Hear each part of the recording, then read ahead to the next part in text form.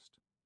Anselma's lying-in time was uncomfortably close at hand, and boy Bill Post raced his hammer against the lightning-rent tempest that momentarily threatened to descend upon their heads.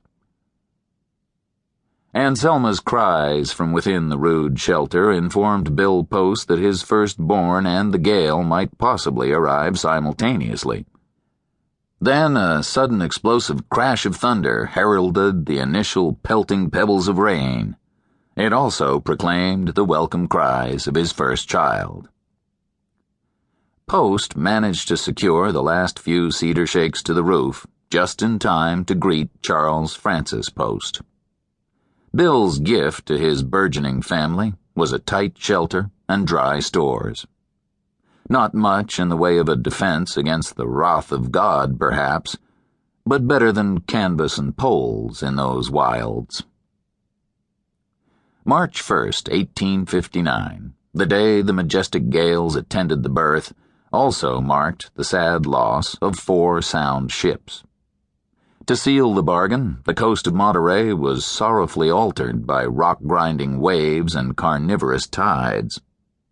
There were other unique signs accompanying the birth, according to the mother, but it wasn't for some time that anyone realized that young Frank was also the first child born in the high Sur under the American flag.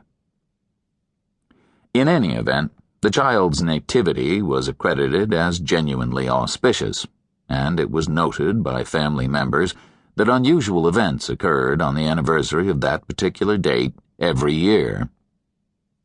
By the 1st of June that same year, Bill Post had built his new family a credible home higher up on the banks of the Soberanes, and he had begun to move on a few head of livestock to see how they fared before establishing a larger herd. Bill Post had grown into a man of relatively broad experience. He was the son of a successfully retired sea captain from New London, Connecticut, and the family counted itself honored to have had ancestors aboard the Mayflower.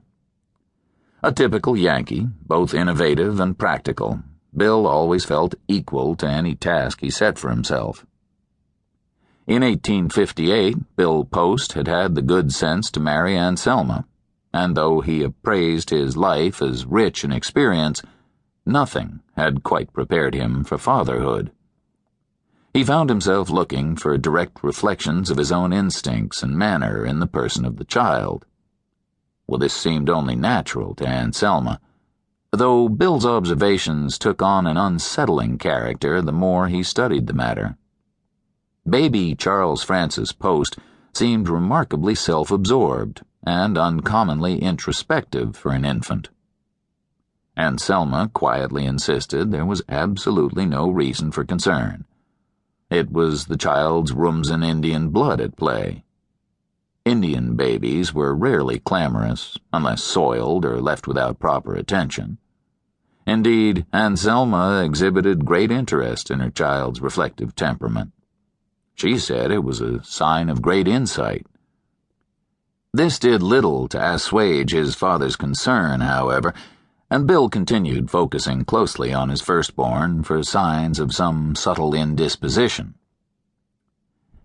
Bill never ascertained anything beyond his own over-anxious concerns, for Frank bloomed quite normally, though he remained quiet when he had nothing of importance to say. The child retained information easily and brought a fixed and patient concentration to every new experience. By the time the boy was 3, Bill Post was forced to accept Anselma's elementary appraisal of the situation. Little Frank assuredly perceived and understood more than most tykes his age, but he kept his insights to himself, as did all his mother's people. Little Frank loved to trail behind his mother as she drifted off into the barrens or high passes on one of her herb and medicine-gathering expeditions. Sometimes they would come across other parties of foraging Rumsen and happily move along together for a day or two, exchanging news, gathering pine nuts and birds' eggs, and hunting small game when the opportunity presented itself. This singular practice made Bill Post extremely uncomfortable from the outset, and he voiced innumerable objections to the custom.